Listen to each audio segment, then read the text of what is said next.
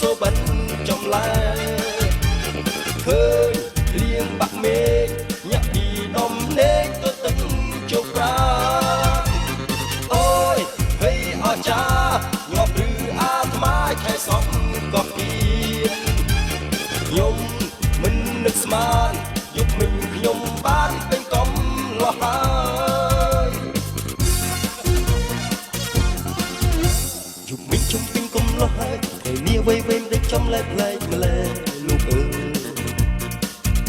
មុខខ្ញុំក្រហមខុសធម្មតាអារម្មណ៍ក៏ស្រស់ថ្លាចិត្តពោប្រាថ្នាវិញយ៉ាង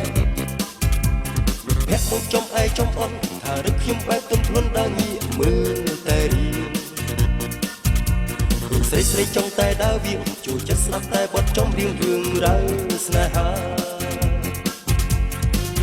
ចង់គេងអោបខ្នើយបាក់ចោលរំភើយរងាកាយាអ្វីទៅស្នេហាសុំទៅឲ្យឆ្ងាយទៅអូយរឿងធំយុគមិញនេះខ្ញុំសូបិនចំលែ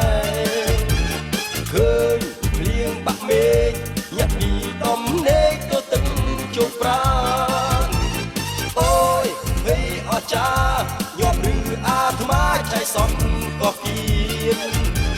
ខ្ញុំ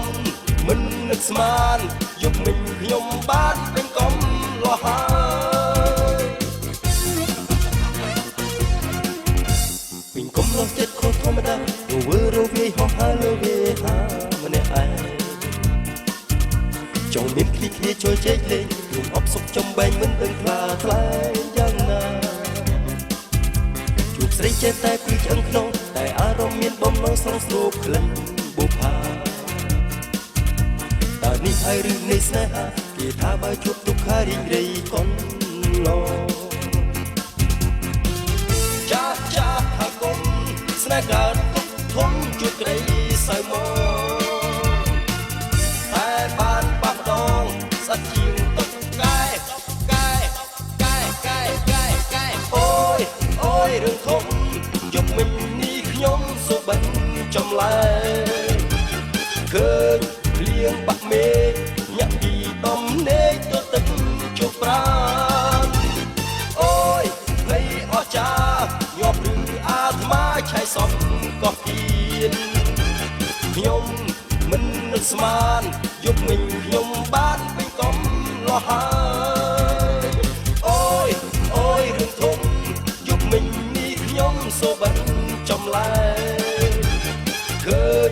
លៀងបាក់មេឃញាក់ពីដំណេកទៅទឹកជោគប្រាអូយហេអស្ចារ្យញាប់ឬអាត្មាឆៃសក់ក៏គៀនខ្ញុំមិននឹកស្មាន